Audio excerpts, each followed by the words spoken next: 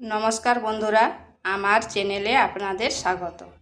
প্রতিদিনের মতো আজকেও একটা নতুন ধরনের ভিডিও নিয়ে এসেছি। আজ বানাবো পটলের একটা নিরামিষ রেসিপি। এটা গরম ভাত, রুটি, পরোটার সাথে খেতে দারুণ লাগে।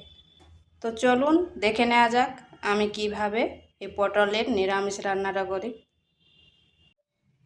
এখানে নিয়েছি পটলগুলোকে ছুলে করে কেটে করে ভালো করে ধুয়ে নিয়েছি। আর পটলগুলো আমি এইভাবে লম্বা লম্বা কেটেছি। একটা পটলকে 4 ভাগ করেছি। আর এখানে নিয়েছি আলুটাও ওই রকম লম্বা লম্বা করে কেটে নিয়েছি।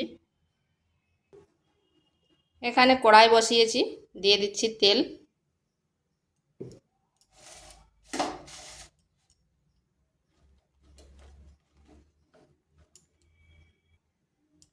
তেলটা ভালোভাবে গরম হয়ে গেছে, দিয়ে দিচ্ছি কেটে রাখা পটলগুলো।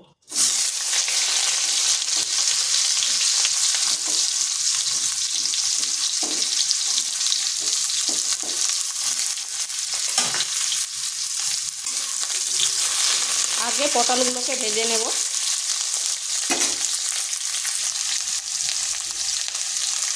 দিচ্ছি পরিমাণ মতন লবণ আর হলুদ। পটলের যে কোনো রেসিপি আগে পটলটা ভেজে নিলে এর স্বাদটা কিন্তু দুর্দান্ত হয়। আর যে কোনো সবজির সাথে যদি পটল ভাজা হয়, পটলটা ঠিকঠাক ভাজা হয়নি, সবজিটা খেতেও কিন্তু ভালো লাগে না। তো আমি পটলটাকে ভেজে নিচ্ছি।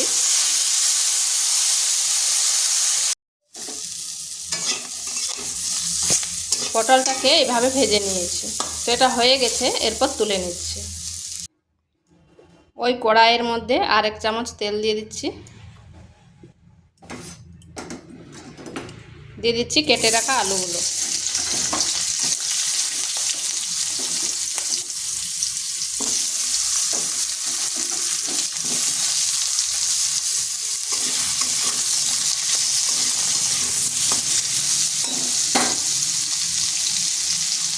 পরিমাণ মতো লবণ আর সামান্য একটু হলুদ গুঁড়ো। আলুটাকেও ভেজে নেব।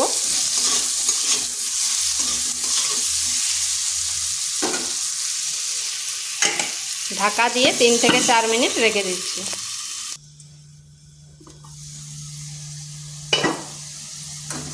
আলুটাকে মাঝখানে একবার নেড়ে দিয়েছিলাম ঢাকা তুলে।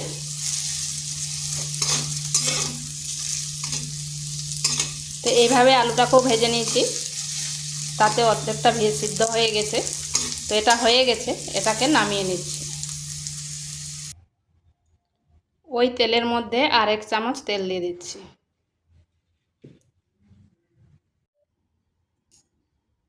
দিচ্ছি কালো জিরা,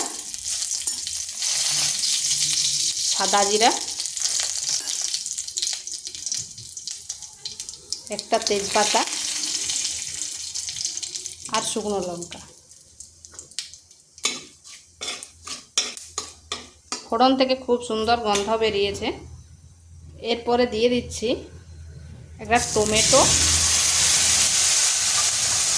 আর আদা আর কাঁচা লঙ্কা, এগুলোকে গ্রেড করে রেখেছি।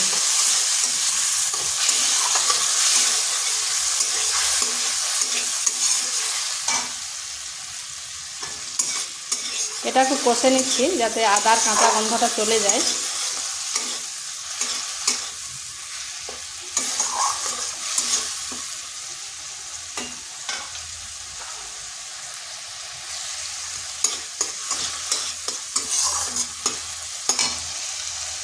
এখানে সামান্য একটু জল দেব, 1 চামচ মতো।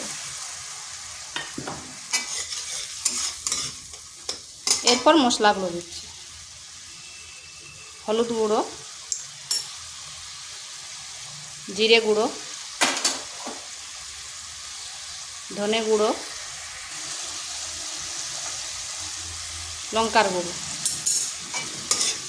ঝালটা অবশ্যই নিজেদের আন্দাজ করে দেবেন, যেহেতু এখানে দেওয়া আছে কাঁচা লঙ্কা।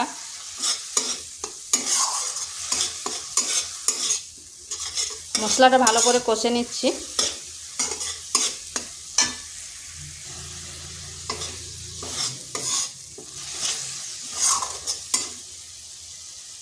কষানো হয়ে গেছে। এরপর দিয়ে দিচ্ছি আলু আর পটল।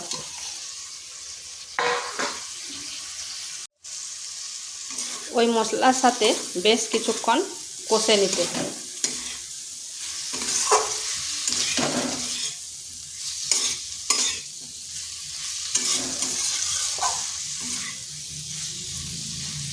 আঁচটা স্লো করে ঢাকা দিয়ে আবার 2 থেকে 3 মিনিট রেখে দিচ্ছি।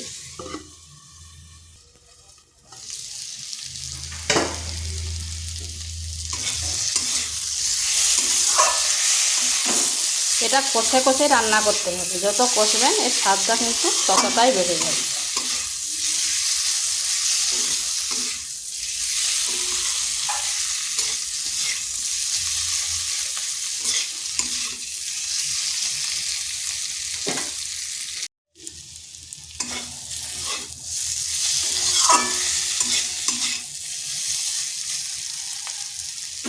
এখানে দিয়ে দেব জল। জল খুব বেশি দেব না, এটা মাখো মাখো করব তো।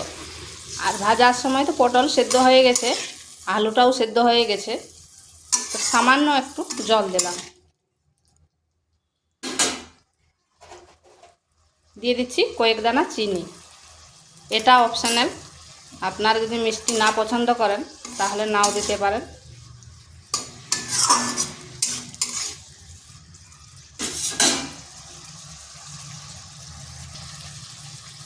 আর দিয়ে দিচ্ছি কসুরি মেথি। যে কোনো নিরামিষ রান্নায় কসুরি মেথি দিলে তার গন্ধটাও ভালো হয় আর স্বাদটাও ভালো লাগে। তো চেষ্টা করবেন কসুরি মেথি দিতে। আর হাতের কাছে না থাকলে ধনেপাতাও দিতে পারেন। আঁচটা একেবারে স্লো করে ঢাকা দিয়ে 5 মিনিট রেখে দিচ্ছি।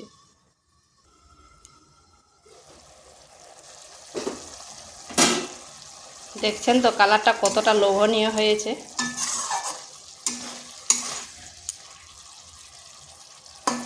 আলুটাও ভালোভাবে সেদ্ধ হয়ে গেছে। তো এইভাবে একবার বাড়িতে করে দেখতে পারেন, ভাত, রুটি, পরোটার সাথে খেতে দারুণ লাগে। তো ভিডিওটা ভালো লাগলে লাইক, শেয়ার, কমেন্ট অবশ্যই করবেন। আর নিত্য নতুন রেসিপি পাওয়ার জন্য চ্যানেলটিকে সাবস্ক্রাইব করবেন। এটা হয়ে গেছে, এরপর নামিয়ে নিচ্ছি।